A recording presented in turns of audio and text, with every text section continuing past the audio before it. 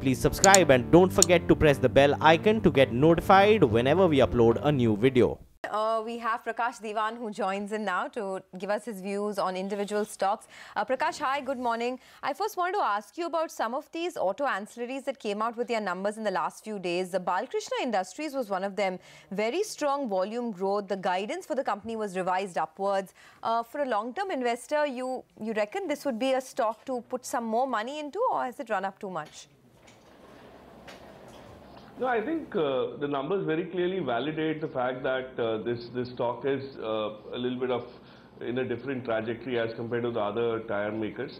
Very clearly, the North American market, the European market, they've been very buoyant for off-roaders. And my sense is the economies of scale that they've achieved will continue to give them some significant benefit on the EPS as well for a while. So yes, buy on dips, it's absolutely a buyable stock. The very clear indication that even when other tire stocks had a little bit of a sell-off, this was one stock that recovered probably the fastest. So I think yes, you could buy into it even at current levels. Very positive on this. Are you buying Tata Steel? So, I think, Lata, the very clear overhang on the Bhushan acquisition is something that is only negative of sorts. Otherwise, very clearly, Tata Steel seems to be on a very strong footing. Finally, all geographies have started kind of jiving in terms of the positive growth. But I would give it some more time because, there are lots of ifs and buts related to that, and that could impact their balance sheet particularly. And then we've seen what happens when some of these giants get loaded with cumbersome, items on the balance sheet, how it takes time to resolve that. So just give it some more time, maybe. Okay. I wanted to ask you about some of the smaller companies, if you are tracking any of them. Apex Frozen Foods, the set looked good compared to Waterbase and its other competition. I also wanted your take on, say, Lemon Tree Hotels.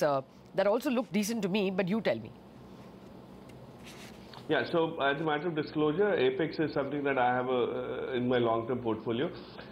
What's remarkable about the numbers, again, and I could be biased as I said, is that given the stiff environment in which all these marine products are facing, especially with the US sanctions, I think the Apex numbers are distinctly very good.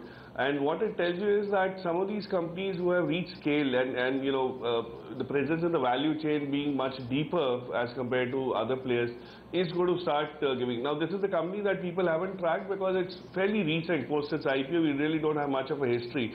And then we've seen the kind of move right up to 900 and then back to sub 400. So it does upset people in terms of finding that stability, but my sense is the business model is definitely going to be already proving to be a very distinctive advantage, and that would start getting captured on the stock price and the volumes as well.